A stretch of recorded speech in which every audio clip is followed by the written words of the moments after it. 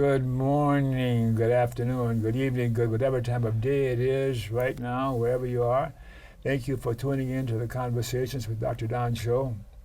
The show is produced and broadcast from the Portland, Oregon, USA area. And for your first-time viewers, Conversations with Dr. Don is an ongoing series of 1-hour standalone talk shows where I interview interesting people like most of you out there about who they are as unique, one-of-a-kind individuals, and whatever it is we've decided to talk about tonight. So my guests this evening are Paul Spindel. Good to see you. He's been on a number of times in the past, and I'm waiting for him again tonight. And he's just gotten back from South Africa, and he's got all sorts of stories about that. We may forget about the whole setup because you're fresh back in town. Whatever you want. Yeah. I'll be willing to play. How you doing? I'm doing pretty darn well, thank you. You're a delight to have. I'm glad to be home and glad to be back here.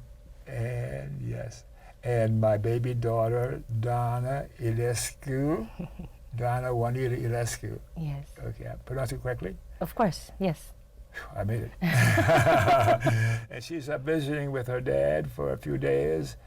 And I decided to have her come on the show and support Paul because he needs a lot of support. It's a good plan. A good plan. And he's got a wonderful sense of humor, so thank you. The first part of the show, as you know, is called the bio segment, where I talk to each one of you about who you are and things about you that people might find curious or interesting when we're in the second half of the show talking about 7 aspects of healthy living. Now, I got this note here about Paul Spindel, and I want to read it before I even ask any questions. Okay. Okay. Paul brings over 18 years of experience with Marriott and Nike, using his MA in organizational communications as a foundation.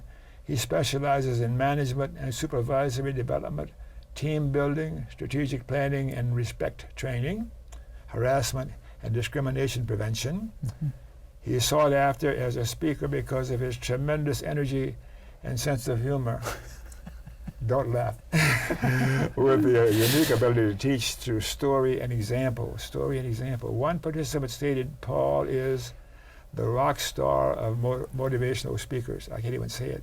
The rock star of motivational speakers. Paul has taught at several universities and conducted hundreds of training programs for employees at all levels, both nationally and internationally. And you just got back from being international. Yes. Yeah, okay. And Donna, my fifth daughter, after many, many years, and we'll ask you some more about your age and that kind of stuff. I know I'm not supposed to ask a lady about her age, but I'm going to ask you anyhow.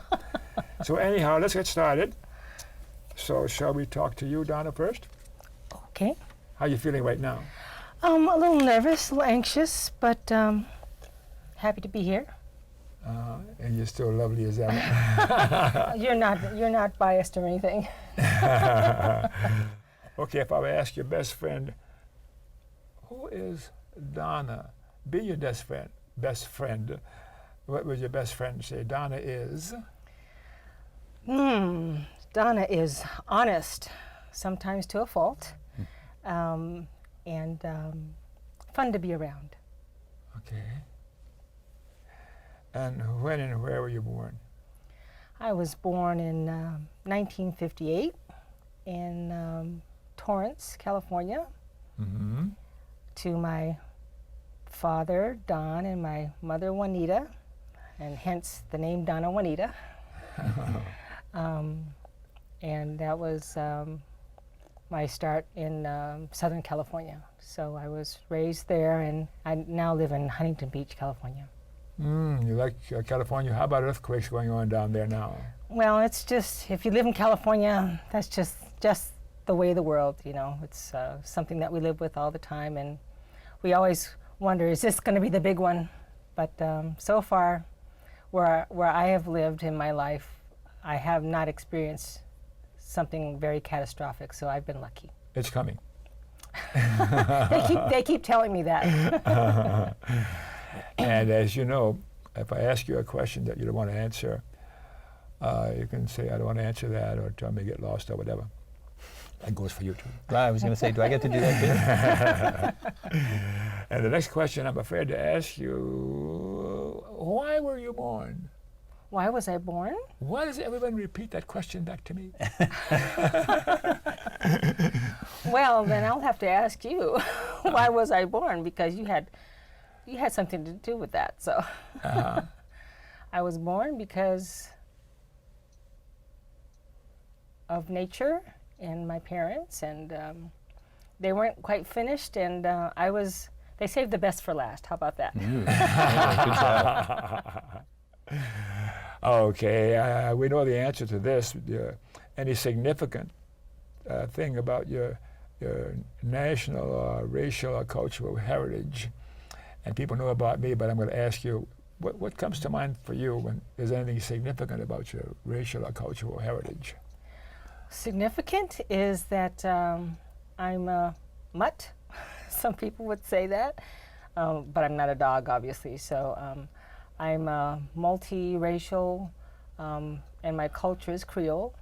And sometimes I find it challenging to fill out these forms that employers force us to fill out, asking what race. And I remember being coerced into filling out one of these forms at my last employer at the University of California, Irvine. And the personnel director said, "What race are you?" I said, "Well, I'm not one of these." And she said, "Well, pick one." I said, "No, I am not one, I am several." And so now if they force me, I just select several, and then I let them try to figure it out. But when I was growing up and when I was younger, I was challenged with this because I grew up in a predominantly black neighborhood and went to predominantly white schools, and I never quite fit in either place except at home. So that's kind of the short of it. What do you mean by Creole? I've told the viewers a number of times what I mean by Creole. It may not be the same as you. Well, the last census I filled out, I marked that I was a Louisiana Creole. There are several different types of Creole, so. I passed on that one. But it's primarily French, Native American. My particular heritage is Spanish and German and all different kinds of things. So. That's why you said mutt. Exactly. A lot of different wonderful things. That's what makes me me, and I'm proud of it. Very proud of it. You betcha. Religious preference. Of course, you were born Roman Catholic, of course. Of course. And as the years have gone by, what has happened to your religious preference? Well, I went to Catholic school through high school, and I tried to maintain that Catholicism as I got older and got married and had children. And I became disenchanted with that faith once the scandal with the pedophile priests came about. Oh boy. So even before then, I remember in high school questioning some of the teachings in my religion class. My religion teacher was named Miss Burney, and I asked a lot of questions that she was uncomfortable answering or she couldn't answer. So that's when I started to question my Catholic faith. But now I go to church occasionally, and my faith is in a higher being. I believe in science, and I believe in the power of love and kindness and just being kind to people. And I think that's a fundamental that permeates through most legitimate religions and faiths. So I think that's I don't feel pressured to go to church anymore. I'm happy about that. I was part of a choir for many, many years, and I felt the pressure to do those things, but I no longer feel those pressures, and it's very liberating. So I'm very happy. I'm happy not being coerced into something that someone else thinks I should be doing. How about your formal education? Say a little bit about your formal education. Well, I went to a 4-year Cal State college, Cal State Dominguez Hills, and I got my bachelor's degree in political science with a minor in public administration with an emphasis on paralegal studies. And I didn't really utilize that particularly. I did try working for a law firm utilizing my political science degree, and that didn't work out too well because they were kind of shady. Not very honest profession, so that didn't work out well. And the paralegal business was too boring, so I ended up working at a university where there are a lot of different people, a lot of different nationalities and international folks around, and I really enjoyed that, and that's where I retired from UC Irvine in 2016. How long were you there? 30 years. 30 years! Wow. You look marvelously preserved at that age. I do have a little bit of gray hair, though, to show for it. What are you doing in your retirement time now? Anything comes to mind? Visiting my dad. I'm on permanent vacation. I enjoy traveling. And one of the reasons I retired a bit earlier than I wanted to was for physical reasons. I had some back problems, and those were associated with having to sit at a desk for over 30 years. So I retired early, and I do things to promote my health and to make myself feel better physically, emotionally. And so I relax and I do whatever I want, and when I can afford it, I travel. And so that's what I do, and I'm enjoying retirement. I recommend it highly. I would ask you about the places you go in your retirement, but it would take another couple of hours. Yes. Forever going someplace. Yes. Yeah. I've been a few places, yes. Do you have a companion, a husband, a boyfriend, a girlfriend, any of those? I have a few companions that I travel. I have one companion in particular that I travel with, my ex-husband. We get along better now that we're no longer married. Yeah. I've heard that happens to people sometimes. It happens to me, and we get along much better this way. But we still enjoy traveling together. That's wonderful. And I have a close friend that I do other things with. Go out to dinner, watch movies, kind of casual things. So. What's his name? I have a friend named Antoine. Antoine, I wanted to hear his name. He's a delight. He's a delightful. Yeah. You're a good buddy, huh? Yeah. Yeah. You have a couple children. I have 2 sons. My oldest is James, and he's 26 years old. And my younger son is Donald, Donnie, Don. I think right now he's going by Donald, but when he was growing up, we called him Donnie. He was named after his grandfather. Neat. I had a feeling that was. And he's 20 years old, and he lives at home with me still. Yeah. Political persuasion, any comment about that? Are you left, right, or center, or what? I get confused with the left, right, central thing, so I'm Liberal, conservative, some other measure. something like liberal, I suppose. But I guess I'm a Democrat officially on paper. Bah. Please go ahead. But I have some strong feelings about our current administration in our government, and not too happy about what's going on. And I think I'll leave it at that. Don't you want to make America great again? It's hard for you to keep quiet with these. I put my hands underneath my, And Just don't hold it wiggle on. around your chair because the camera is focused where you are. Okay. So then, all right, memberships in political, social, or civic organizations. Any of those things come to mind right now? No. Okay. Persons from the past that you admire or look up to through the years, any names come to mind? Well, I've always aspired to be a singer. So the people who I can think about at this moment are singers that I have admired over the years. I enjoy jazz music. I enjoy some pop music, soul oldies, R&B, a little bit of everything. But I do enjoy some of the older style jazz musicians. Let's see, Lena Horne. She's a Boy, actress, you're telling right? your age.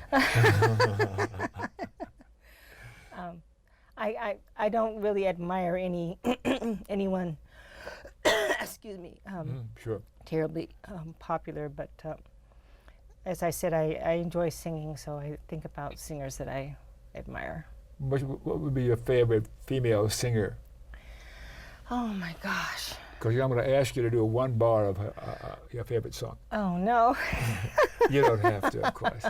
I hope you don't ask me that. That could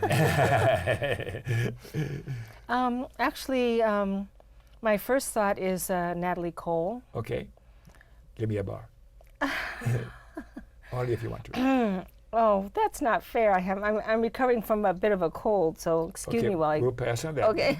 Yeah. All right, so we got to move on ahead because there's so many questions I'm going to ask this guy over here. Shall we change? Absolutely. And now you are the focus. Uh-oh. Okay, and I know if I ask your best friend, who is Paul, I know the answer I'm going to get. He's wonderful, wonderful. And a tremendous hugger. Yeah, I think, yeah. I think they'd maybe also say kind-hearted. I do my best to have a kind heart. Have you always been that way? I'd like to think so. Sometimes maybe it was hiding a little bit, but I think I've always had a kind heart. With a motivational speaker and your success at this, that indicates that you do have a kind heart. And I think I see it. Never mind. Could be there. When and where were you born, Paul? I was born in upstate New York on April Fool's Day in 1957. Whoa. 2 months early.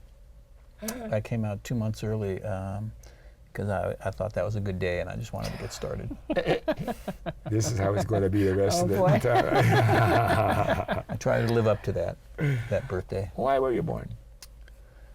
You know, I'd like to think that there was some things I was here to do. Yeah. And so Are you the doing hard them? part is trying to identify them and live up to them, right? You know, His sense of humor is sick. and as you can see. that's part of the life challenge, right? But I betcha. you know, I have a mission in life that maybe it was the purpose to touch hearts, challenge minds, and incite laughter. Will you repeat that again? Touch hearts, challenge minds, Yeah. and incite laughter. You do all those. And if I do those three things, I'm feeling pretty good about whatever it is I'm doing that's doing that. Yeah. So. Anything significant about your national or racial or cultural heritage come to mind? Or are you plain old American white bread? You know, I mean, I don't know. I think, I mean, the most interesting, I guess, thing would be that I was, that had an impact was that I was, our family, the family I was in collided with another family early on in my life, and we all of a sudden had a much larger family, and I was the youngest of a number of kids, and that probably had a greater impact on it than any birth thing.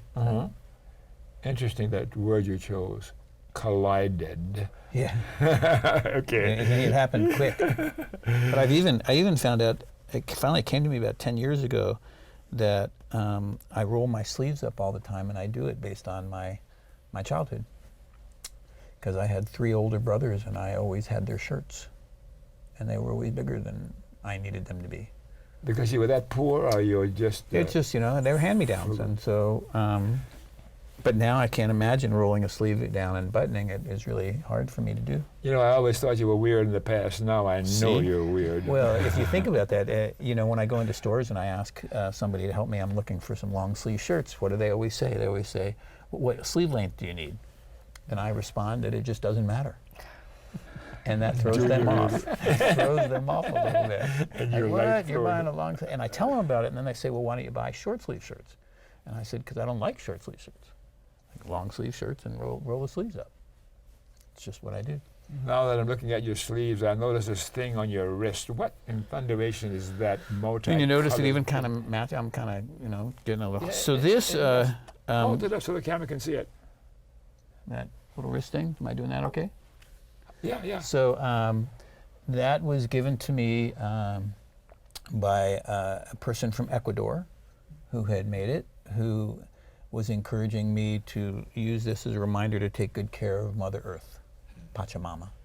Yes, of course. And so I wear this and try and remember to take care of Mother Earth as best I can because she deserves it. Are you a tree hugger? I have hugged a number of trees in my life. I have hugged everything. I mean, think else. about the good feeling you can get from embracing a tree. Uh-huh. And try and even feel what that tree has experienced in its lifetime. That's cool. We need another 4 hours for some stories we can you've talk gotten about from the that trees. too. There's some trees that, of course, you can't get anywhere near your arms around them. I think that I shall never see. See? Chime in. You were supposed to help me with I don't know that one, sorry. I didn't either. And your formal education.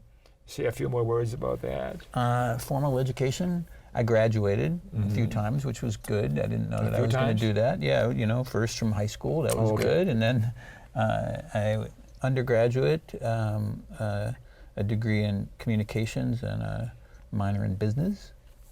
And then graduate school, a master's in organizational behavior, organizational communications, and did that, yeah. Are you following your heart?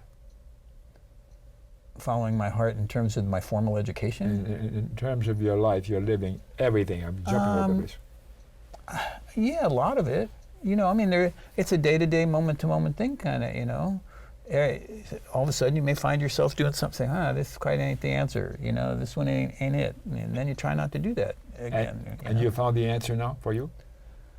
Apparently for the success of your well, career. I mean, I love trying to, you know, it's interesting. I was working with an organization and I was struggling, if you will, working with them a little bit about some things a couple of years ago, 2 years ago, whatever. And I asked them, why should I continue working with you? And they got me on it because they said, because we know you like making a difference in people's lives. And they were helping me do that. And so they were right. And I still work with them. And you're finding that you are successive in making things different in people's lives. Well, I can't. Because of your motivation? You know, I don't know that I can make anybody make a difference. I mean, they choose to make the difference, right? I just provide stuff. I mean, the motivational speaker, you just try and encourage people to do what they probably already, you know, can identify in themselves. They've just not taken the action steps to do it. And maybe I give them an opportunity to do it, you know, or some more energy to go about doing it. And you see the results of your teachings and you're motivating them. You see the results in the people that you talk to? You know, you probably don't, you have to have faith that that's happening, right? Because you don't hear from many people that you may have impacted, right? Of course. But every now and then you get a phone call maybe or an email from somebody who says, well, you know, I met you 7 years ago and you said this to me. And I just want you to know that I've never forgotten that, and it makes a difference in my life every day in the following ways.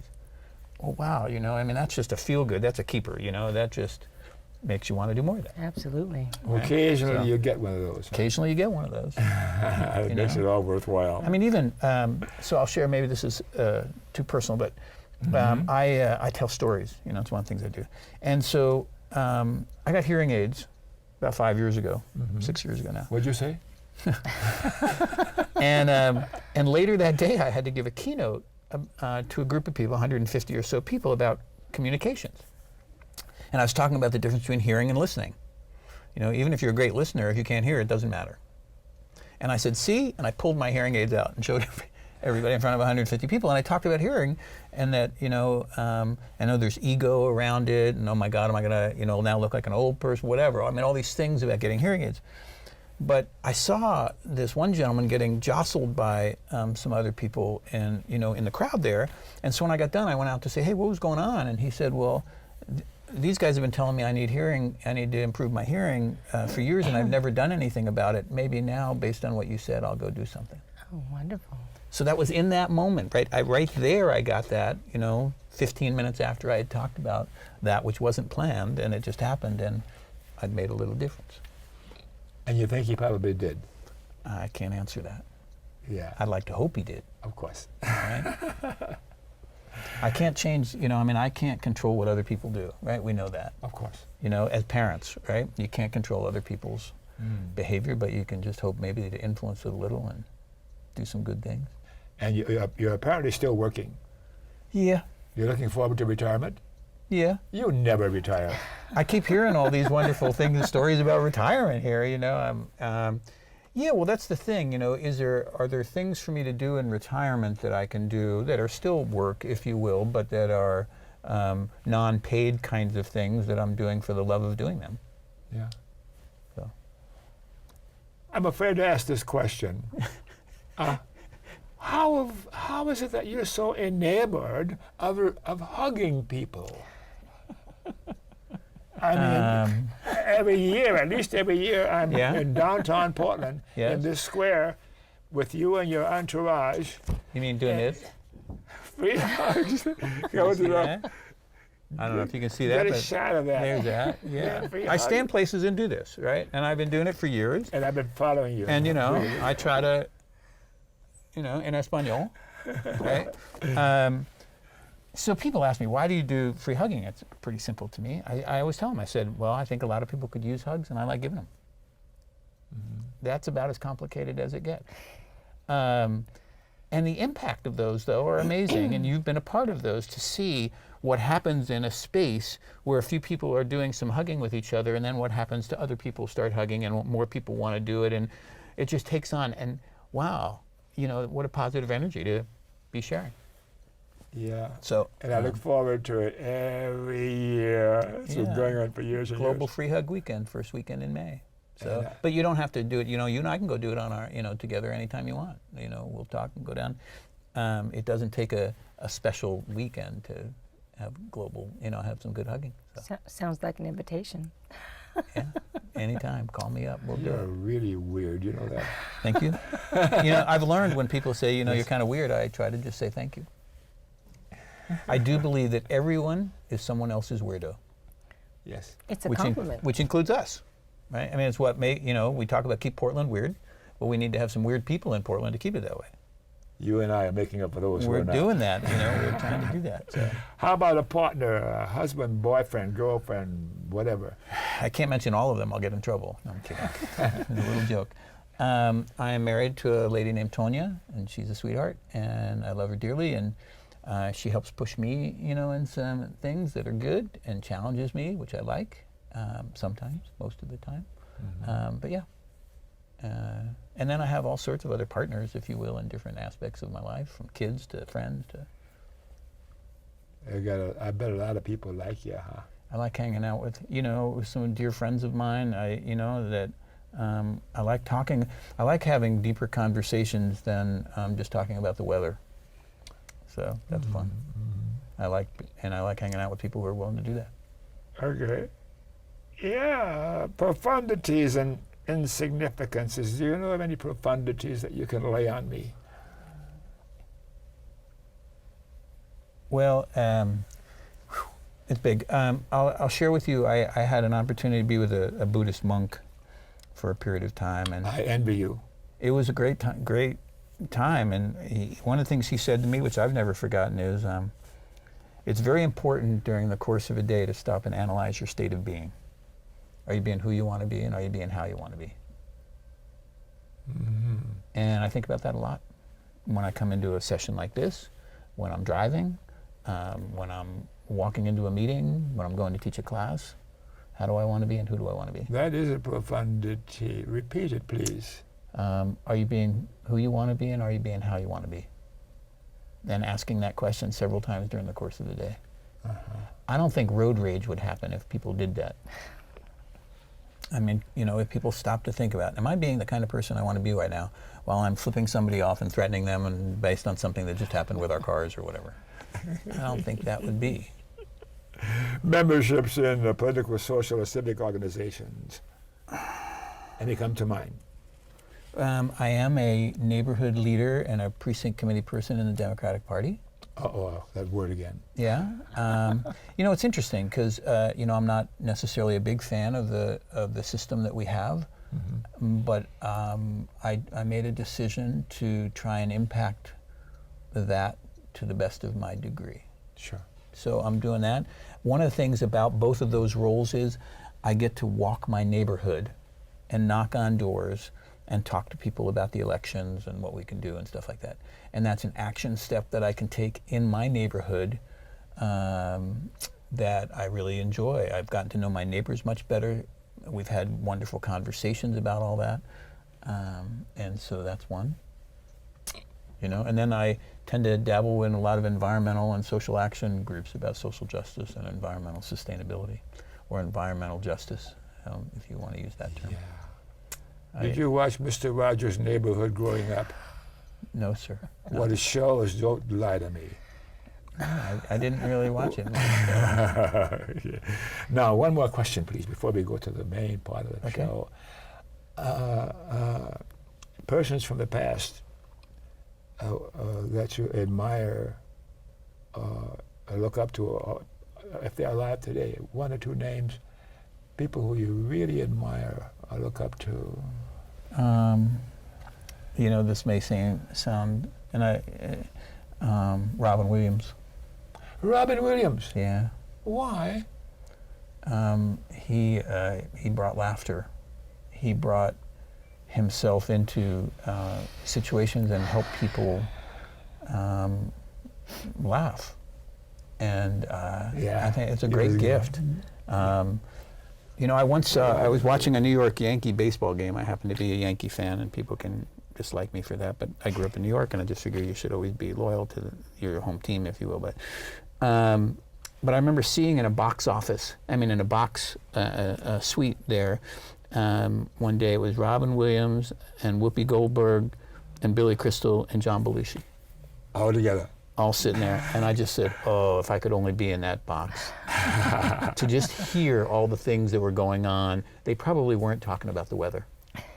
Robin Williams, if he can hear you now, is appreciating what you just said. I would love to have had the opportunity to just sit and chat with him sometime, and yeah, I think he was pretty darn amazing.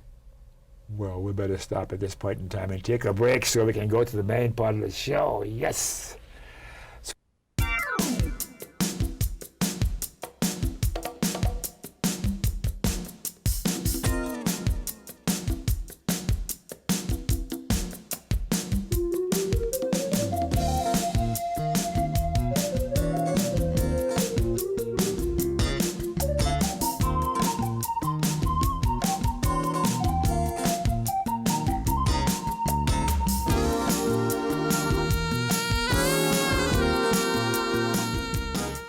Bike for $1,700. Okay, we're back. And thanks for staying tuned. And for all you viewers who missed the opening of the show, Conversations with Dr. Don is an ongoing series of 1-hour standalone talk shows where I interview interesting people like most of you out there about who they are as unique, one-of-a-kind individuals and about whatever it is we have decided to talk about tonight. And tonight we're talking about Paul Spindel on 7 aspects of healthy living. 7 aspects of healthy living, and I put that on and tried it, and I couldn't get too far with it because it's so profound. So, shall I ask you a couple of questions, or you want to start talking first? You're in charge here. I'm just here to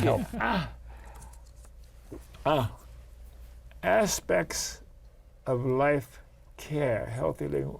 Why do you choose a title like that, Aspects of Self-Care? a lot of it came from the person who initially developed this, which was Dr. Bill Hetler. My wife and I were doing research for a workshop that we started doing called Creating the Life You Want. And during that research, we found this from him, and it made sense to us. And so we've been using it for a long time now, and in a variety of aspects, talking with people who are, individuals coming to workshops, or with teams of people, with organizations. It seems to have a pretty wide capacity, if you will, and appropriateness. So. And it's endured through the years. He actually developed it in 1976. So. Wow, it's got some age on it. And I'm still talking about it. So I guess it's endured for at least through me for a bit. What is a motivational speaker? We've talked about that. Maybe a few more words about you as a motivational speaker.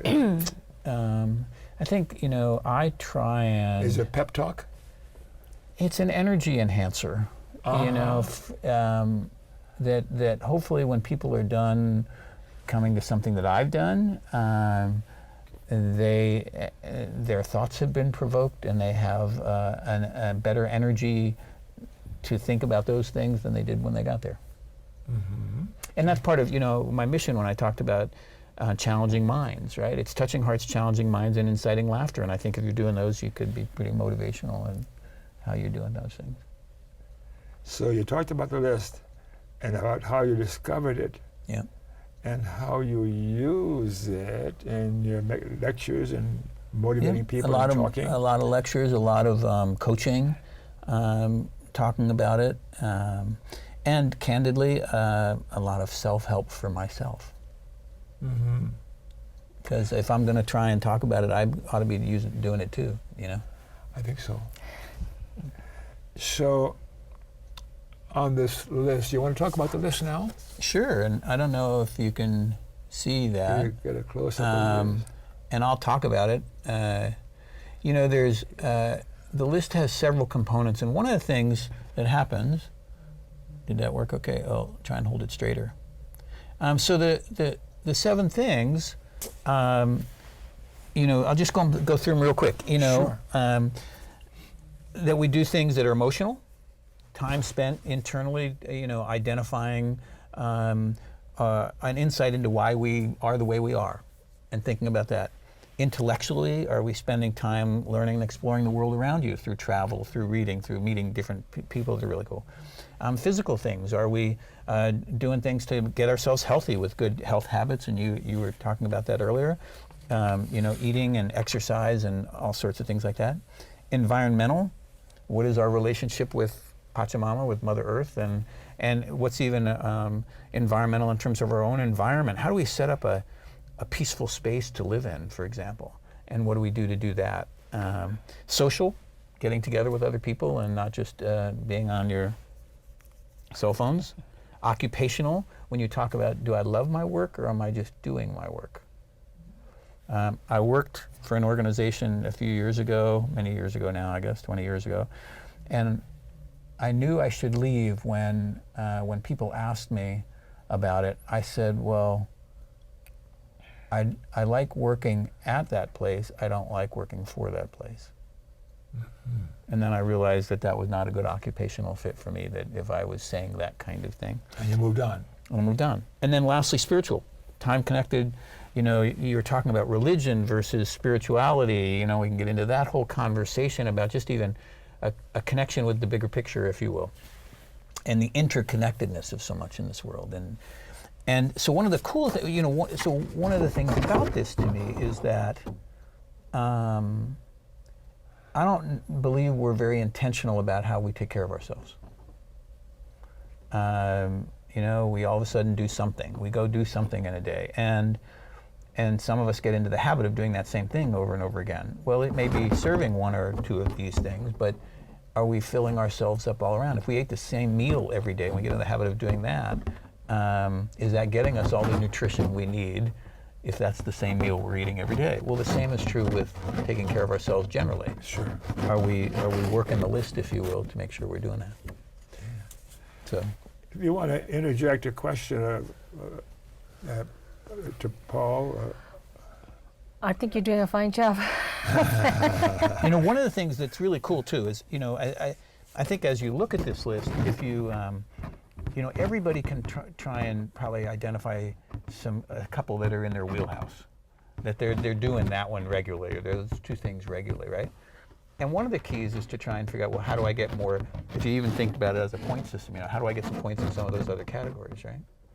Well, you can get double bonus coupons, triple bonus coupons, quadruple bonus coupons, if you will, because some things you do may hit a bunch of those. And I think this, for me, is one of those. Because if you think about this, I'm giving you all sorts of stuff, in relation to this, there's certainly some emotional characteristics. Intellectually, it's really interesting. I think it challenges people's minds when they walk by some people standing with free hug signs. It absolutely, because some people say, what the heck, who would want to hug some stranger that you've never hugged before? And other people come in from 20 feet away and their arms are wide and they're like, hey, but I think it's messing with heads. There's some physical there. There's some environmental in our connecting with the space and what's going on. Absolutely very social, right, in doing that. Occupational, probably shouldn't do too much hugging at work.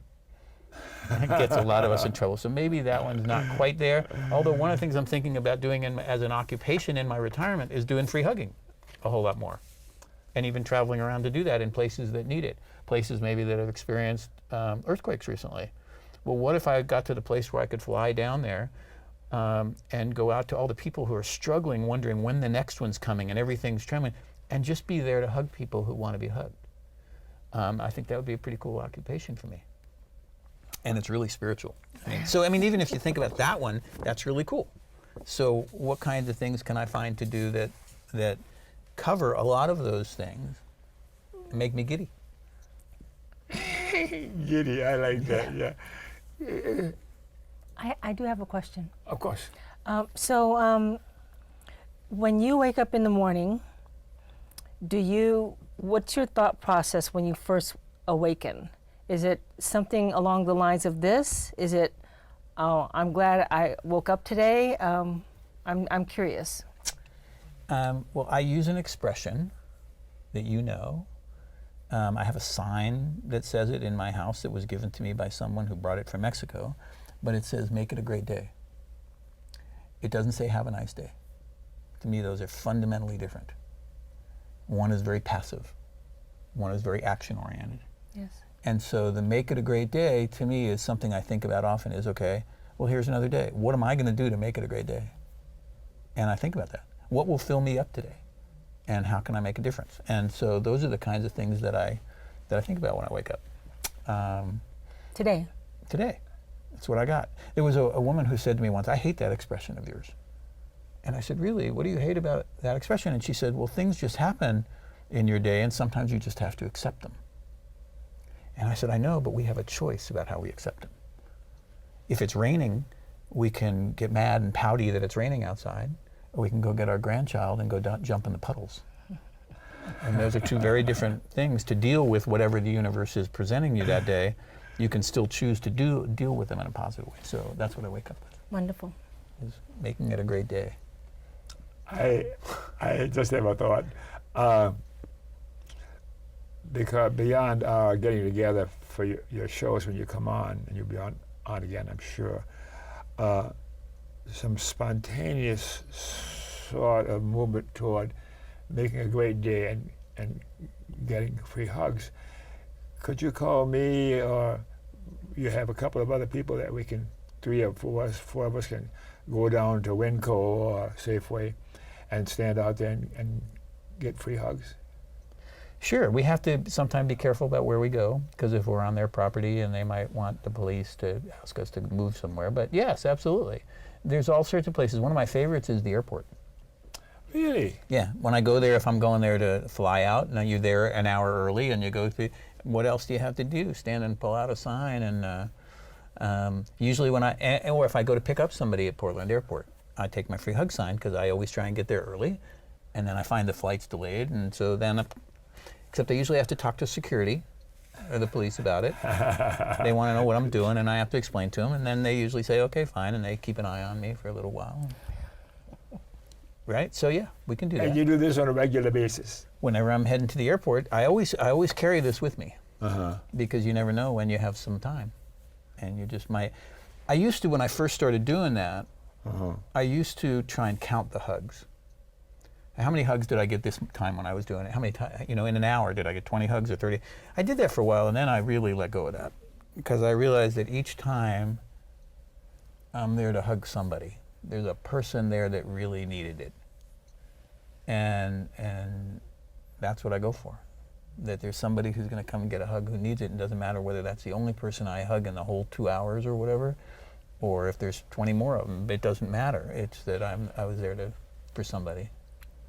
Well, does any person you've hugged or hugged you, was unique and presented you with a memory? Oh, yeah. I mean, there's lots. We can talk those stories for hours, long after the show is over. But I mean, I can share with you a couple. I did it in Ground Zero, not long after what happened there in New York City happened. Yeah. And a lady hugged me. 9/11. Yeah. And a lady hugged me, and she started crying. And when I asked her what she was, what was going on, she said, "We need way more of this energy here than the energy that circulates this place." And by the time we were, that period of hugging was done, all these construction workers who were working there had come over and were doing free hugging, and we actually had a group of, as I come to find out, a group of Korean college students, mostly female, who all wanted to hug. I mean, we just had a little thing going on there with 30, 40 people that was needed to help change the energy there. Nice. Any tears?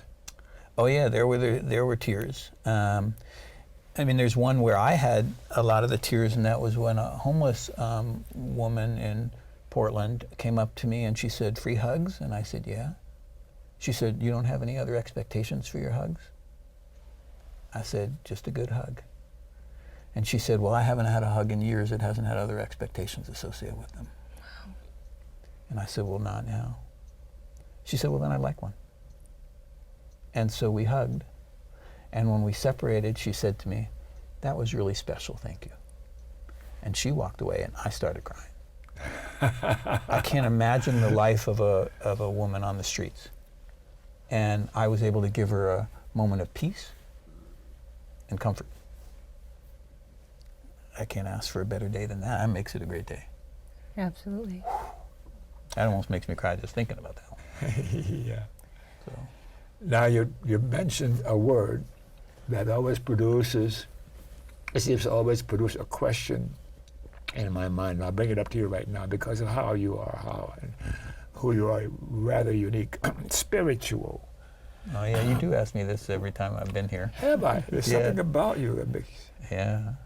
You have any further thoughts? I don't remember what you said when I asked you last time. It's hard. I mean, I don't practice any formal religion. And I remember in the past asking you now, so please go on. Yeah, I dabbled years ago in trying some different ones. I mean, I guess the closest I would come is to some Buddhist teachings. And again, I love what that monk taught me. So yeah, I mean, to me, so you mentioned I went to South Africa for almost a month. Mm-hmm. There was a whole bunch of spiritual things that went on there. I mean, the connection with creatures. They were all in the wild, if you will. It wasn't at a zoo. And the connection that they wanted to have with each other, the reliance they have on each other, of different breeds even, and the connection they even wanted to have with us in a vehicle coming into their world. There was one elephant that came about this far away from the edge of the vehicle, just wanting to check us out and see what we were up to, and I think there was some connection there. And I mean, I thought a lot of that whole trip was spiritual. And think about it, to me, spiritual. There was a bird that my wife got a picture of. She's the photographer. I just help spot things. Mm-hmm. Took a picture of a bird that when we looked at it, the bird had 7 different colors. You can't, that's spiritual somehow to me, that creature was created with that palette. I just honor the universe for that. And I can't put that in any particular religion or formality. I just say, wow. But it does something to you when you see it. Oh, blew me away. Or this one small elephant who was ahead of our car, and they backed up doing the moonwalk, sliding their feet, backing up toward the vehicle, and then did a spin, spun around to face us, and then walked past. And I was just like, wow. You can't. Anyway, so that's spiritual to me. Yeah.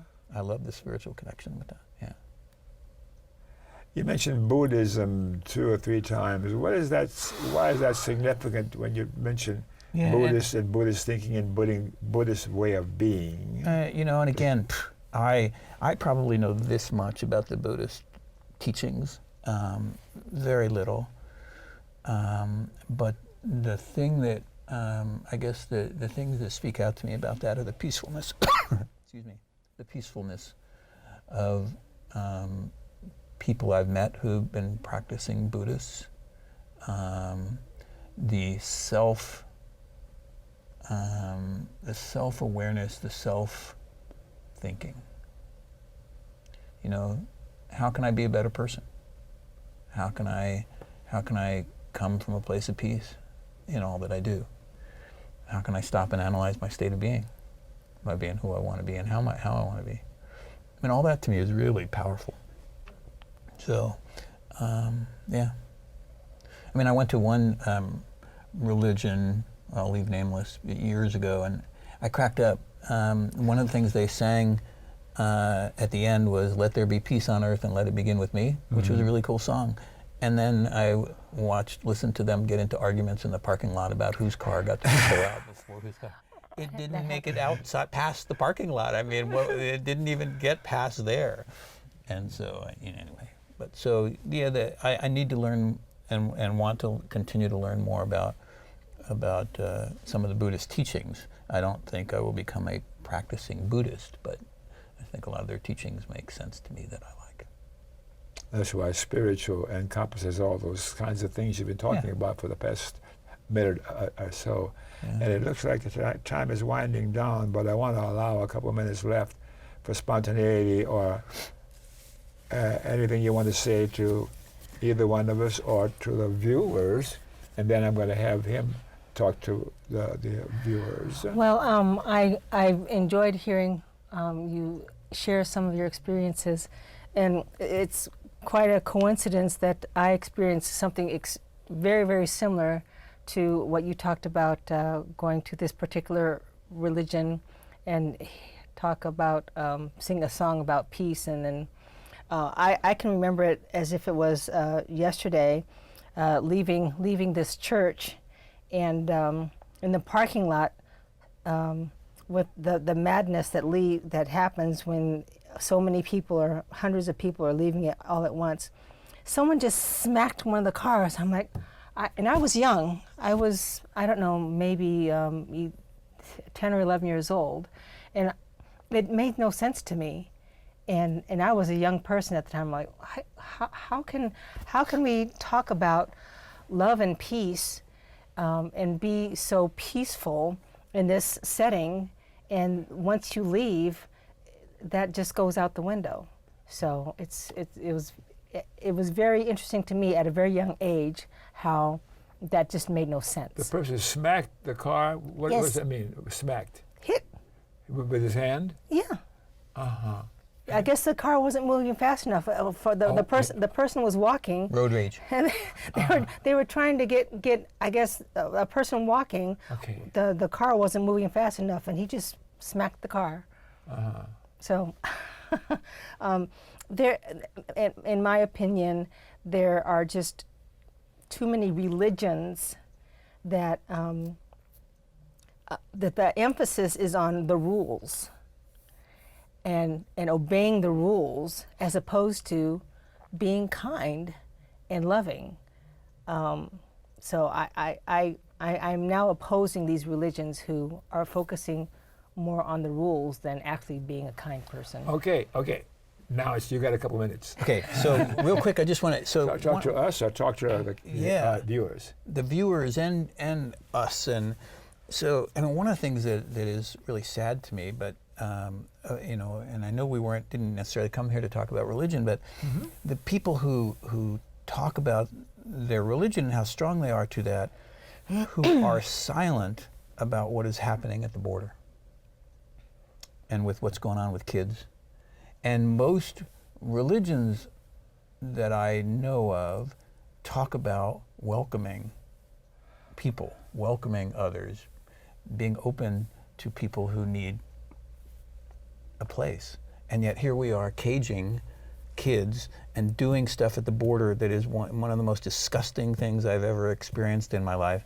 And yet we have a lot of people who are in support of that who swear they're very religious people. I think there's a hypocrisy there. So, okay, I got to let that one go.